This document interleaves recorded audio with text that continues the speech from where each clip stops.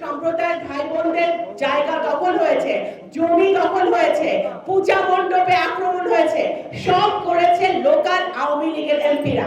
একটা কথা সবার বক্তব্যে স্পষ্টভাবে ফুটে উঠেছে যে বাংলাদেশ জাতীয়তাবাদী দল কখনো সংখ্যালঘু শব্দকে বিশ্বাস করে না। আওয়ামী লীগ গত বছর, আমরা জুলাই আগস্ট মাসে এই প্রোগ্রাম আপনারা করছেন, গত বছর ফ্যাসিবাদের পতন হয়েছে, কাদের গনি ভাইয়ের বক্তব্যে উনি বিভিন্ন উদাহরণ দিয়েছেন। আমরা দেখেছি যে আওয়ামী লীগের আমলে কিভাবে আমাদের হিন্দু ভাইরা নির্যাতিত হয়েছে, বোনরা নির্যাতিত হয়েছে। আপনাকে একটা কথা বলি, আমার নির্বাচনী এলাকায় পৌরসভা নির্বাচনে একজন হিন্দু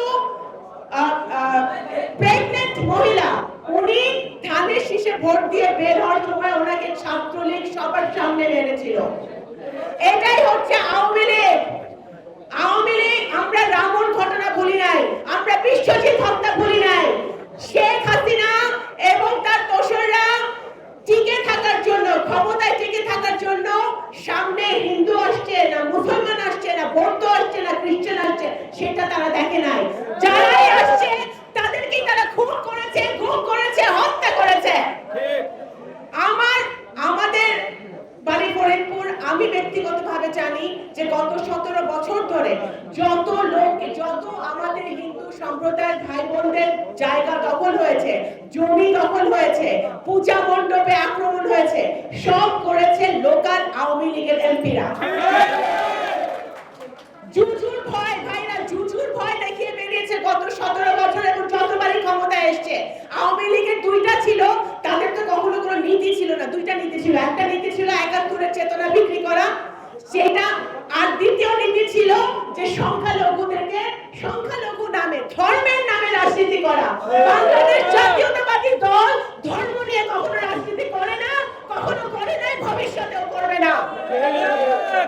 আপনারা 31 দফায় দেখেছেন আমাদের জনাব তারেক রহমান যে 31 দফা দিয়েছেন ভবিষ্যৎ বাংলাদেশের জন্য, ভবিষ্যৎ প্রজন্মের জন্য। আমার সামনে সারা বাংলাদেশে বহু ইয়াং জেনারেশন আজকে ভাই বোনরা এসেছেন।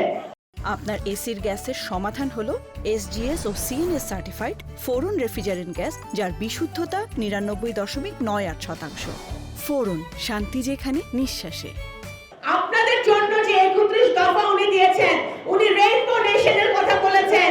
রেইনবো নেশন অর্থ কি? যে আমরা সকল ধর্ম, বর্ণ, জাত নির্বিশেষে প্রান্তিক জনগোষ্ঠী সকলে বাংলাদেশের, আমাদের একটা পতাকা, আমরা বাংলাদেশি, সেটা আমাদের সবচেয়ে বড় পরিচয়। এর বাইরে আমাদের কোনো পরিচয় নয়। আজকে বিএনপি সেই রাজনীতিতে বিশ্বাসী, সেই আদর্শে বিশ্বাসী এবং সেই রাজনীতি নিয়ে আমরা সামনের দিকে এগিয়ে যেতে চাই।